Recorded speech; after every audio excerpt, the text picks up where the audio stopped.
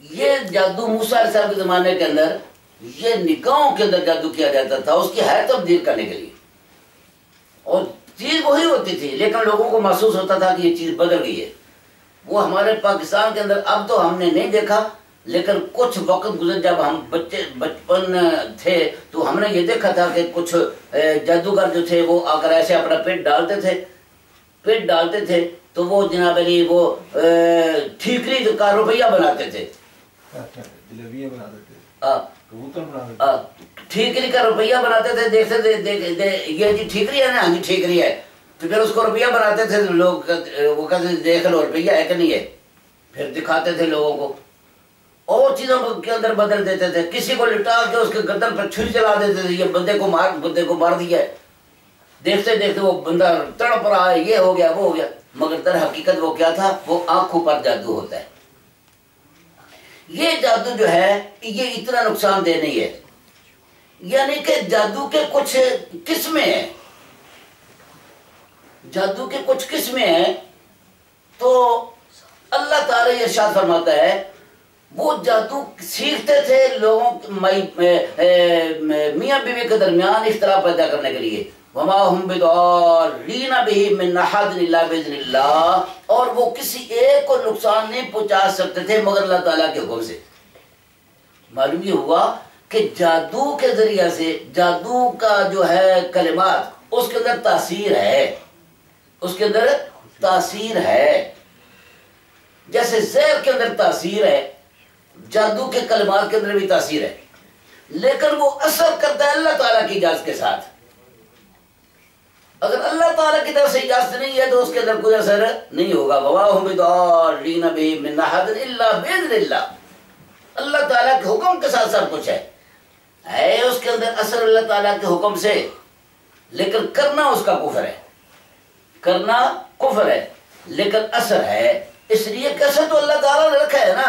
اب مثال کے طور پر زہر ہے تو زہر کے اندر اثر تو رب نے رکھا ہے نا، کھاؤ گے تو اندر کا نظام درم برم کر دے گا، لیکن کھانا منع ہے، نہ کھاؤ کھانا منع ہے، لیکن جو کھائے گا اس کے اندر اثر ہے، کاٹنے کا اثر ہے۔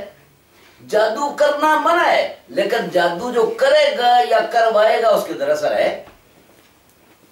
اس لیے اللہ تعالیٰ فرماتا ہے کہ وہ کسی ایک کو نقصان نہیں پہنچا سکتے مگر اللہ تعالیٰ کے حکم سے۔ وَيَتَعَلَّمُونَ مَا يَضُرُّهُمْ وَلَا يَنفَعُهُمْ، اور سیکھتے تھے وہ جس سے نقصان پہنچائے لوگوں کو نہ کہ نفع دے۔ جس زمانے کے اندر جس چیز کی عروج تھا اس چیز کے توڑ کے لیے اللہ تعالیٰ نے انبیاء کرام علیہ السلام کو بھیجا۔ اب دیکھو کہ حضرت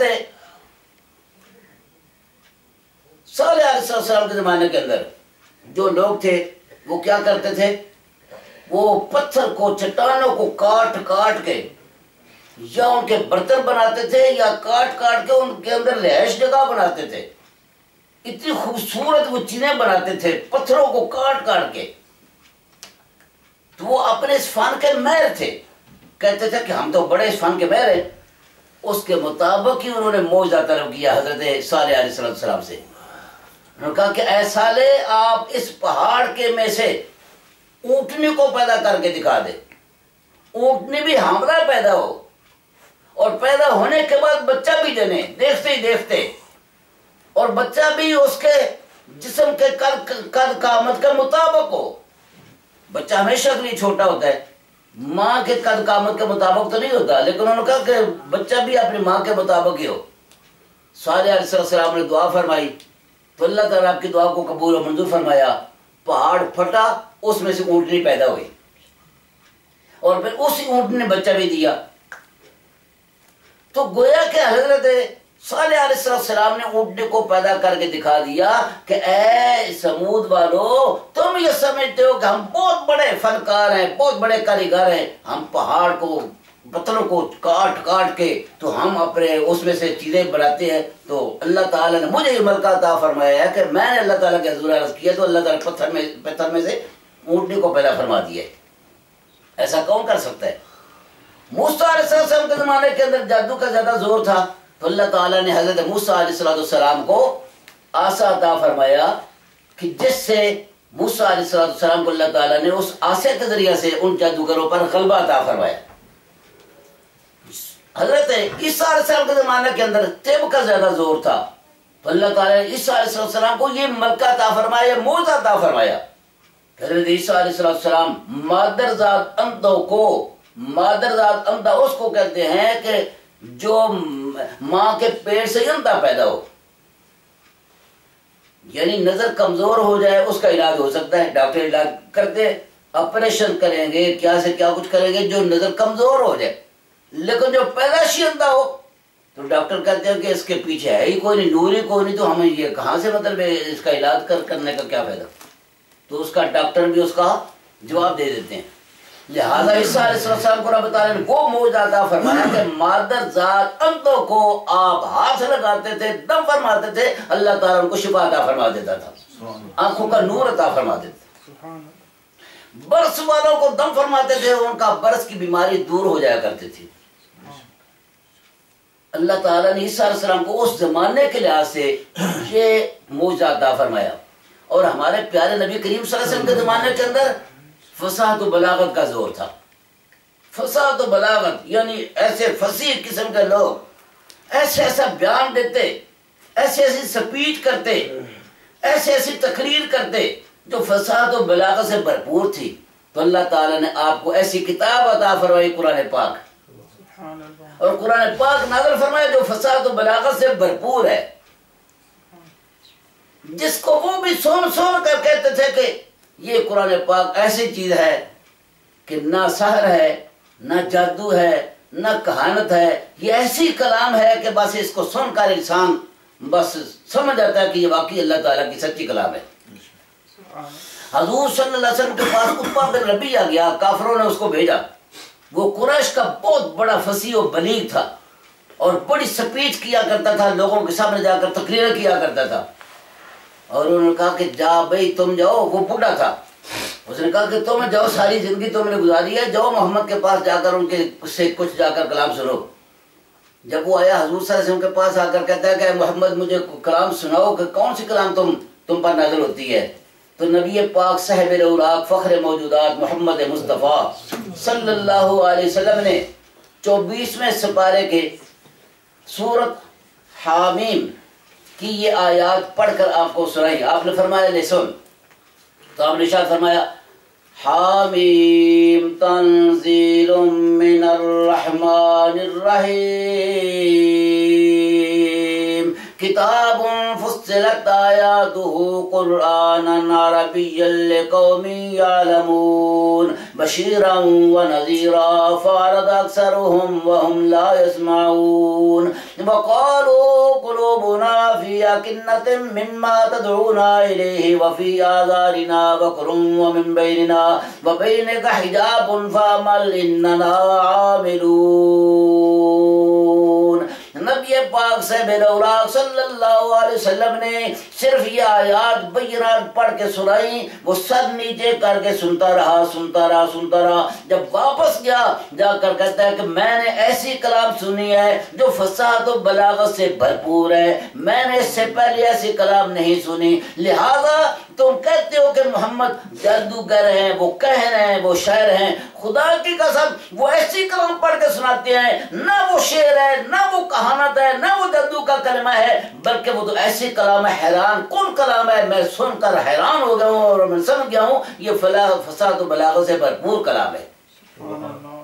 اور اللہ تعالیٰ نے پھر ان کو چیلنج کیا وَإِن كُنتُمْ فِي رَيْبٍ مِّمَّا نَزَّلْنَا عَلَىٰ عَبْدِنَا فَأْتُوا بِسُورَةٍ مِّن مِّثْلِهِ وَادْعُوا شُهَدَاءَكُم مِّن دُونِ اللَّهِ إِن كُنتُمْ صَادِقِينَ۔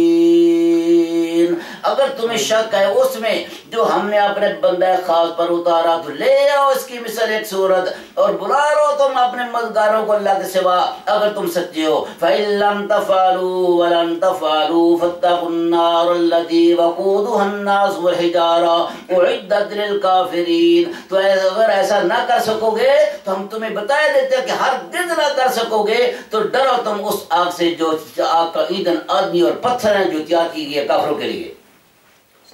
یعنی اس میں چیلنج کیا گیا ہے ایک صورت بنے ون چیپٹر لائک دس اس جیسی ایک ہی صورت بنا کر لے آؤ. کوئی پابندی والی بات نہیں ہے کہ سورت البقرہ جتنی بنا کر لاؤ, سورت یاسین جتنی بنا کر لاؤ, سورت النساء جتنی بنا کر لاؤ, سورت آل عمران جتنی بنا کر لاؤ. کوئی پابندی والی بات, ایک صورت, صرف ایک صورت, سب سے چھوٹی صورت قرآن پاک کے اندر اِنَّا أَعْطَيْنَاكَ الْكَوْثَرَ فَصَلِّ لِرَبِّكَ وَانْحَرْ إِنَّ شَانِئَكَ هُوَ الْأَبْتَرُ. یہ سب سے چھوٹی صورت ہے. فرمایا کہ کوئی پابندی والی بات نہیں, اس صورت جتنے صورت بنا کر لے آؤ. لیکن قرآن پاک کا یہ چیلنج, اس کو وہ لبیک نہ کہہ سکے آج تک. اس کا وہ صرف اس دور کے لیے نہیں بلکہ اب تک یہ چیلنج ہے, قیامت تک چیلنج ہے.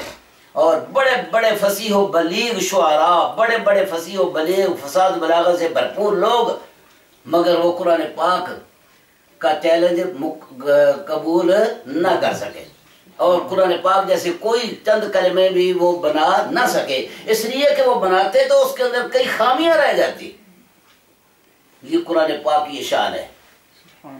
تیرے آگے یوں ہے دبے لچے فصحا عرب کے بڑے بڑے, کوئی جانے منہ میں زبان نہیں نہ بلکہ جسم میں جان نہیں. حضور کے پاس آتے, آ کر مقابلہ کرنے کے لیے آتے, سوچ سوچ کے آتے, سوالات گھڑ گھڑ کے سوچ سوچ کے آتے کہ ہم جا کر یہ سوالات کریں گے. جب پیارے مصطفیٰ صلی اللہ علیہ وسلم کے پاس آتے چپ کر کے بیٹھ جاتے. اس لیے قرآن پاک کا وہ مقابلہ نہ کر سکے. تو جس جس دور کے اندر جس جس چیز کا عروج ہوتا تھا اس کے مطابق اللہ تعالیٰ نبی بھیجتا تھا. عرب کے اندر حضور صلی اللہ علیہ وسلم کے زمانے کے اندر یہ فساد و بلاغت کا زور تھا, اس کے مطابق اللہ تعالیٰ نے قرآن پاک فساد و بلاغت سے بھرپور کتاب اللہ تعالیٰ نے اپنی کتاب اتاری. وہ ایک لطیفے کی بات ہے, جو تھا نا مسلمہ کذاب, اس نے کوشش کی, اس نے کہا کہ میں مقابلہ کرتا ہوں قرآن پاک کا, میں سورت بناتا ہوں ایک. اس نے چند ایتیں گھڑی تو قرآن پاک کے ہے نا یہ ایک جو مطلب جو اسٹار ہوتی ہے نا, تو وہ یہ ہوتا ہے مثلا القاریہ ما القاریہ وما ادراک ما القاریہ. کہتے ہیں قاریہ کیا چیز ہے, وہ قاریہ وہ بھڑکنے والی, وہ کیا چیز ہے, وما ادراک ما القاریہ. یعنی اس طرح کر کے وہ انداز ہے نا قرآن پاک کا. تو اس نے کہا کہ میں قرآن پاک کا میں مقابلہ کرتا ہوں. تو اس نے کہا کہ لو سنو, الفیل و ملفیل وما ادراک ملفیل لہو ذنب کثیر و خرطوم طویل. ایک کی ہے جی, ایک جناب قرآن پاک کا مقابلہ ہو رہا ہے. وہ ایت پہ کر دے, کہتے ہیں الفیل و ملفیل, الفیل کہتے ہیں ہاتھی کو, الفیل و ملفیل وما ادراک ملفیل, ہاتھی ہے کیا ہے وہ ہاتھی, تمہیں کیا معلوم کیا ہے وہ ہاتھی. لہو ذنب کثیر و خرطوم طویل, جس کی دم چھوٹی ہے اور اس کی سونڈ بڑی ہے. یہ جی مقابلہ ہو رہا ہے قرآن پاک کا.